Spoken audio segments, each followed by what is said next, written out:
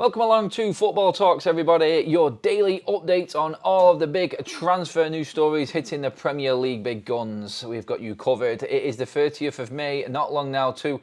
These deals start being officially announced by football clubs.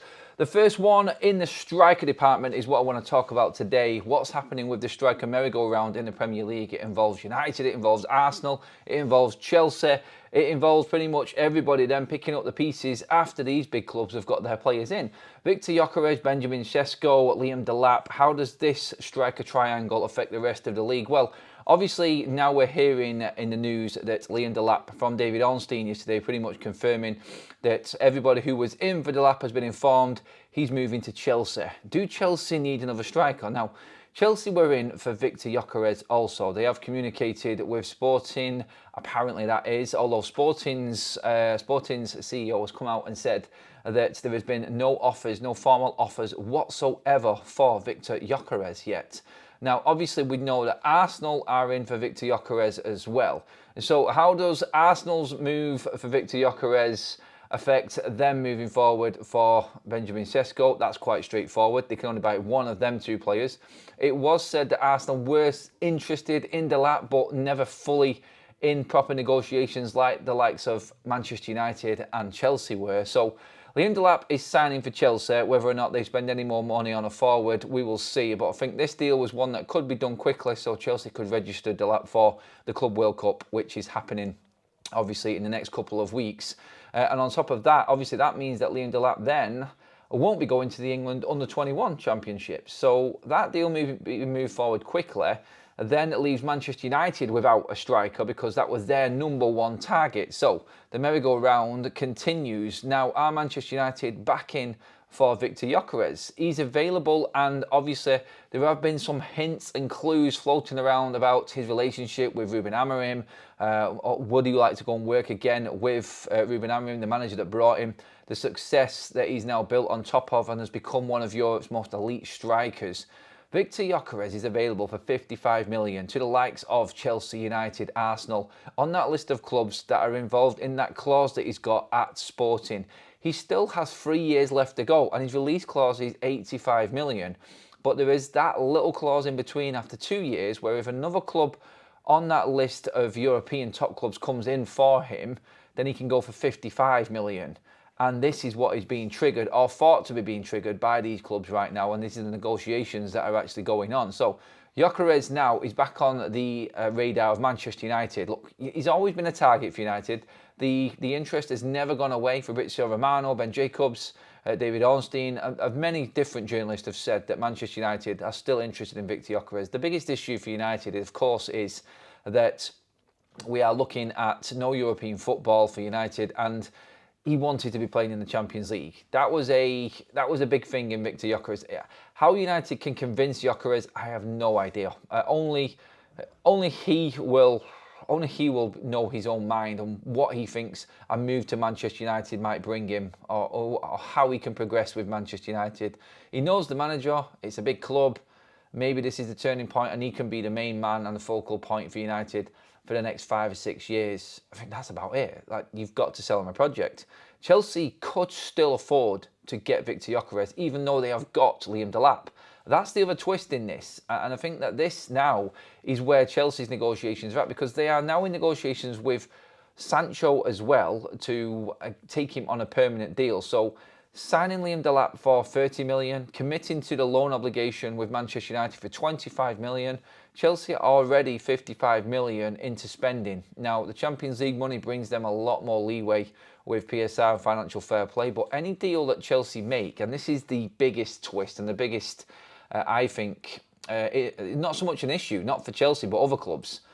Chelsea have got an advantage because if they go far in the Club World Cup, they could be in for a windfall of 100 million quid. Any team that gets into the latter stages, round about the semi-final stage. Now, I'm not saying that Chelsea will get there. Obviously, they've got to perform well first. But any club that does do good in the Club World Cup, the prize pot is over 100 million for one club for one club alone.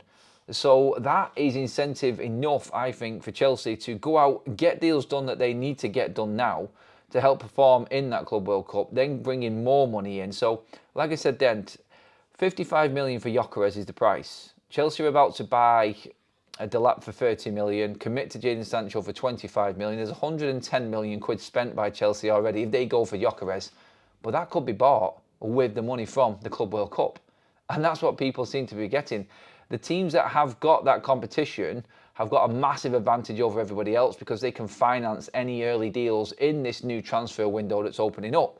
So Gyökeres could still go to Chelsea. How United convince him, we don't know. And then you've got Arsenal. Now, Arsenal have to and froed from Gyökeres to Benjamin SESKO, and every single time you open a paper or look online at the news and reports going around, it's one or the other. They have to make a decision on SESKO or Victor Gyökeres. Now, the early reports today are that Benjamin SESKO is up there now. Again, we're being the favourite for Arsenal. I think with him being the youngest striker out there on the market right now that everybody's talking about and is available from Leipzig, of course, I think that's the one that a lot of clubs are looking at as a long-term signing and could be at their club for 10 years, say. He's probably the one that's going to be the cheapest in terms of wage demands as well, so there is a big appeal for Benjamin SESKO. He decided last summer not to move from RB Leipzig because he wanted to hone in on his skills. He wanted to become a better player. Those were his words. Off the back of the European Championships, which he didn't really perform well in, he decided not to move on, and he decided to obviously stay at RB Leipzig one more year to become a better player. And I think this is where we're at now. A successful season for RB Leipzig, getting back into Europe again, with them being right up there in the top goal scorer charts as well. I think he's in the top 10 in the Bundesliga also. Not as prolific as some other players in the Bundesliga. Obviously, there's some really good strikers in there. Ekitike being one of them also. And he is somebody that Chelsea have also opened talks with Frankfurt, which is proof that they could still buy Victor Gyökeres, like I said a moment ago, because you'd have thought if they bought Delap, that's them done. Well, no. If they've got money to go and buy Ekitike, then they've definitely got enough money to get to Gyökeres. So Chelsea hold the cards to the whole window is what we're saying here. They are at the advantage. They have an advantage over every other club in this transfer. Let's call it a striker transfer triangle. And I think if Chelsea were to just say to Victor Gyökeres, we want you, there's the money down, I think out of all of the clubs, they're the ones, like I just said, because they're in the Club World Cup, would have the funds ready to go right now. I think Arsenal's may come in the second part of the transfer window, which is the 1st of July forward, because that's the new financial year. But Chelsea's funds being available to them because the Club World Cup is in June is where they hold the cards, I feel, where they have, obviously, with that Champions League place now after finishing in the top 5 in the Premier League, have won the fight for Liam Delap. And I think this is now going to snowball with everything else and everybody else's decisions in the transfer window. So where does SESKO go? Where does Gyökeres go? Arsenal have got a decision to make, but it may be taken out of their hands if Chelsea step forward. And Manchester United, I think, are just going to be picking up the scraps. There'll be more and more news, and if there is anything else significant that comes out, we will have you covered here on Football Talks. So I want you to get into the comments section and let me know, where do you think them strikers are going to end up? Do you think United will get any of the top strikers or miss out? Is it going to be Benjamin SESKO or Victor Gyökeres for Arsenal? And are Chelsea, in fact, going to buy another striker on top of Liam Delap? Let me know in the comments section. That is your update so far today. It is just one of decision time for the big clubs in the Premier League on which striker they want the most. Let me know what you think. Give the video a like and make sure that you do hit that subscribe button to make sure that you're fully up to date with everything going on in and around the Premier League transfer-wise. I'll have you covered here on Football Talks. I'll see you in the next video, everybody.